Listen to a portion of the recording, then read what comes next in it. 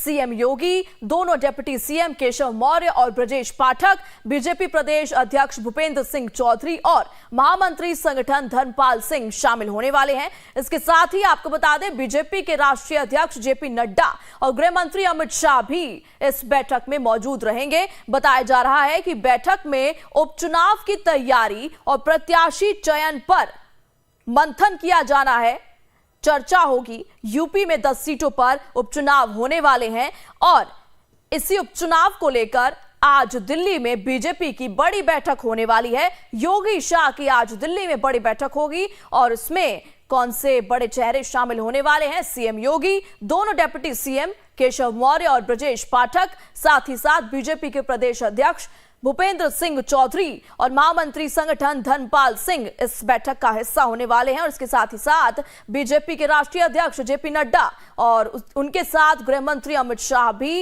इस मीटिंग का हिस्सा रहेंगे, इस मीटिंग में शामिल होंगे। और बताया जा रहा है कि बैठक में उपचुनाव की तैयारी किस तरीके से करनी है और प्रत्याशियों के चयन पर भी मंथन किया जाना है।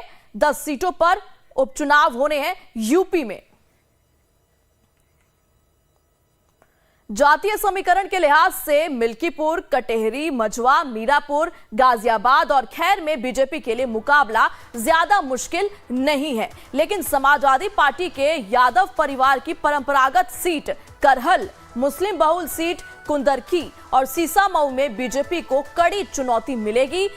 3 सीट पर बीजेपी को कड़ी चुनौती। कुंदर की सीट की बात करें तो यहां 60% वोटर मुस्लिम है जो हार जीत को तय करने वाले हैं। तो कुंदर की सीट कहीं ना कहीं चुनौती बीजेपी के लिए उपचुनाव में हो सकती है। 2 सितंबर को सीएम योगी ने जनसभा की, जिसके बाद बीजेपी ने पूरी ताकत झोंक दी। कुंदर की सीट का यह ब्यौरा, किस तरीके से कुंदर की सीट इस उपचुनाव में बीजेपी के लिए कड़ी चुनौती बन सकती है। बात मिल्कीपुर की करते हैं। सीएम योगी 4 बार मिल्कीपुर का दौरा कर चुके हैं। भदरसा कांड को लेकर बीजेपी विपक्ष पर हमलावर है। लगातार प्रचार में परिवारवाद को लेकर भी बीजेपी विपक्ष पर हमलावर रही है। बीजेपी यहां जीतकर समाजवादी पार्टी के मनोबल को तोड़ना चाहती है। मिल्कीपुर सीट यह भी एक बड़ी चुनौती है क्योंकि परंपरागत सीट समाजवादी पार्टी की मानी जाती है। करहल सीट की बात करें, यहां से अखिलेश यादव विधायक थे।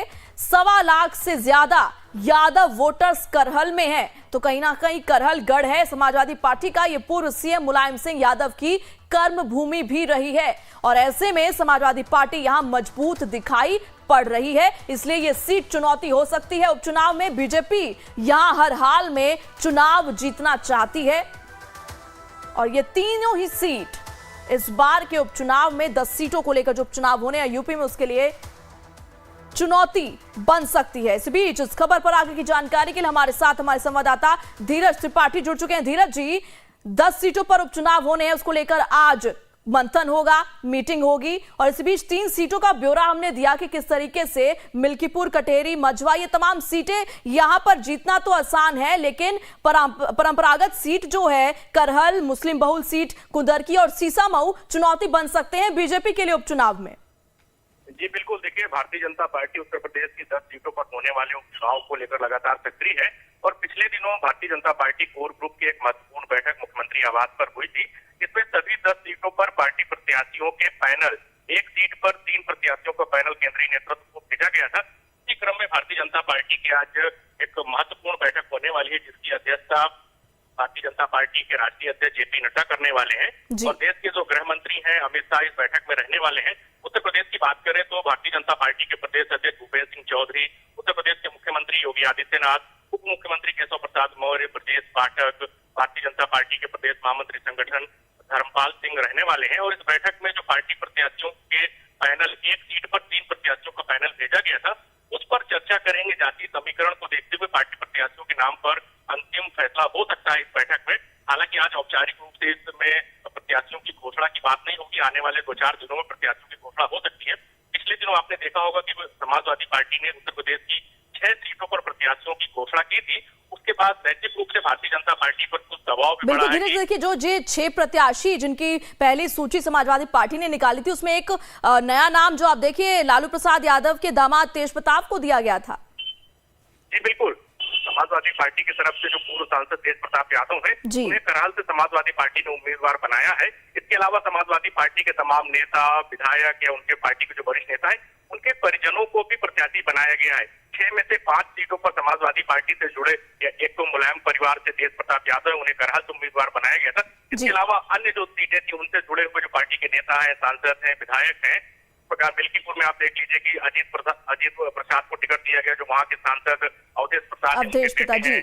ऐसे तमाम कैंडिडेट हैं जो किसी न किसी परिवार से जुड़े हुए हैं और अखिलेश यादव ने पिछले दिनों ये लगातार कहते रहे हैं कि हम पीडीए के आधार पर चुनाव लड़ने वाले हैं। ठीक है धीरज जी, इन तमाम जानकारियों के लिए आपका बहुत बहुत शुक्रिया। तो योगी शाह कि आज दिल्ली में बड़ी बैठक होने वाली है और 10 सीटों को लेकर जो उपचुनाव होने वाले हैं यूपी में, उसको लेकर प्रत्याशियों के चयन को लेकर आज कहीं ना कहीं मंथन होने वाला है।